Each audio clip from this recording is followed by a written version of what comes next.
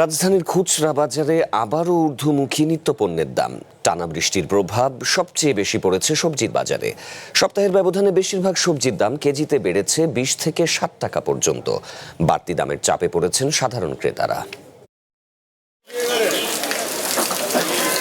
টানা বৃষ্টি, মাঠে সবজি নষ্ট হওয়া এবং পাইকারি বাজারের দাম বৃদ্ধির প্রভাব পড়েছে রাজধানীর খুচরা বাজারে।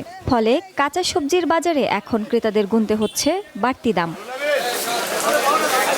বাজার ঘুরে দেখা যায় টমেটো বিক্রি হচ্ছে কেজি 200 টাকায়, বেগুন ও বরবটি 120 থেকে 180, করলা 120 থেকে 160, পটল ও ঢেঁড়স 80 থেকে 100 টাকায় বিক্রি হচ্ছে। পেঁপে ও লাউয়ের দাম 50 থেকে 100 টাকা আর আলু 25 থেকে 30 টাকায় পাওয়া যাচ্ছে।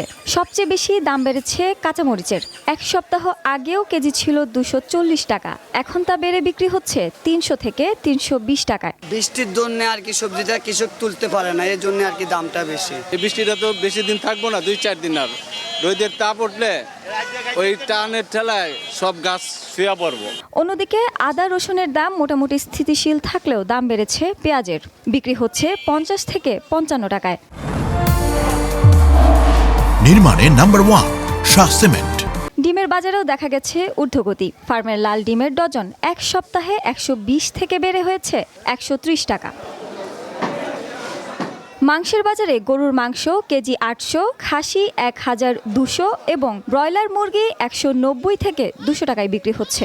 মাছের বাজারেও বড় কোনো পরিবর্তন না থাকলেও দাম বেড়েছে নদীর ছোট মাছগুলোতে। আগে অনেক কম ছিল, ওটা 80 টাকা দিয়ে কিনছি, আজ করলাম 120 টাকা।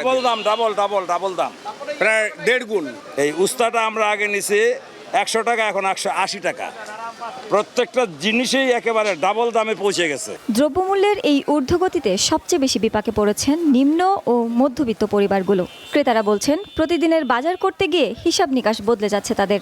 বাজারে কার্যকর নজরদারি বাড়িয়ে নিত্যপণ্যের দাম সাধারণ মানুষের ক্রয় ক্ষমতার মধ্যে রাখার দাবি জানিয়েছেন তারা। শাওন জুই, ওয়ান বিজনেস।